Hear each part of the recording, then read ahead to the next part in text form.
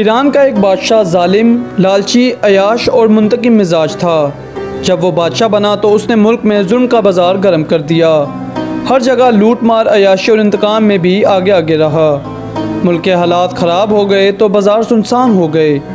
लोग नकल मकानी करने लगे। खेत और कारखाने उजड़ कर रह गए और मुल्क में खुश्क साली और कहत पड़ गया।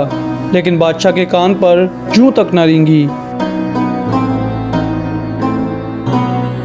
हम इंसान भी क्या मखलूक हैं। हम अपने हालात को पूरी दुनिया के हालात समझ लेते हैं। अगर हमारे नल से साफ़ और ठंडा पानी आ रहा हो तो हम समझते हैं पूरी दुनिया के नल चल रहे हैं और इनसे भी साफ़ और ठंडा पानी बह रहा है। इसी तरह अगर हमारे दस्तरख्वान गर्म हो तो हम समझते हैं दुनिया के तमाम भूखों को खाना मिल रहा है।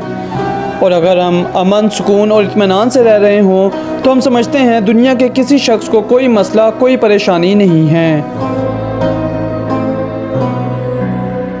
हम इंसान ज़िंदगी को कभी अपनी नाक से अलग करके नहीं देखते। शायद यही वजह है अवाम जब रोटी रोटी का नारा लगाते हैं तो बादशाह लोग हैरत से पूछते हैं कि अगर इन्हें रोटी नहीं मिल रही तो ये केक क्यों नहीं खा लेते। बादशाह लोग दरअसल ठीक कहते हैं क्योंकि उन बेचारों को इल्म ही नहीं होता कि दुनिया में रोटी भी एक मसला है।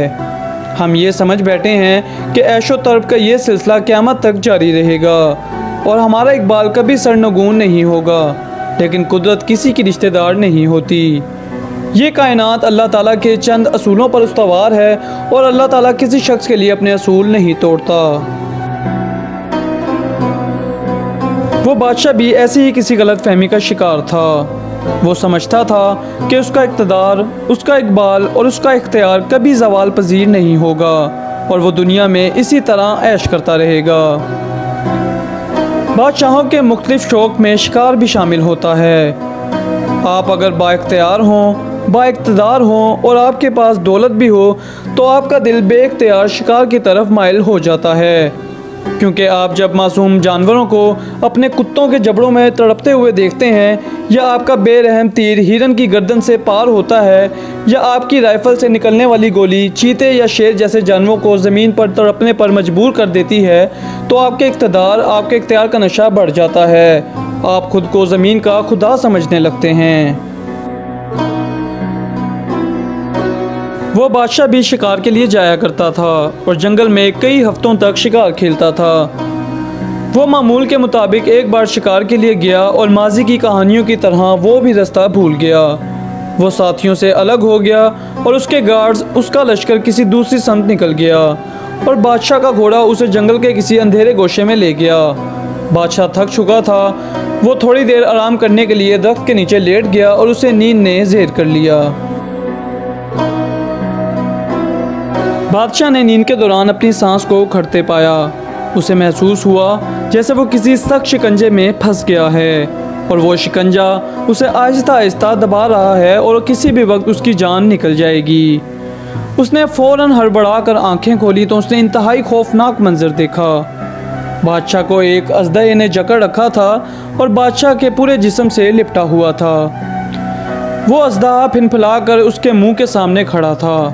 बादशाह के मुंह पर अजदहे की फनकारों की फवार पड़ रही थी और बादशाह बार बार अजदहे की ज़बान को अपने गालों, अपने माथे, अपने होठों तक आता हुआ महसूस भी कर रहा था। बादशाह की जान निकल गई और वो अपना आखिरी वक्त अपने सामने देख रहा था। ये अजदहा एक पहर तक बादशाह के बदन से लिपटा रहा।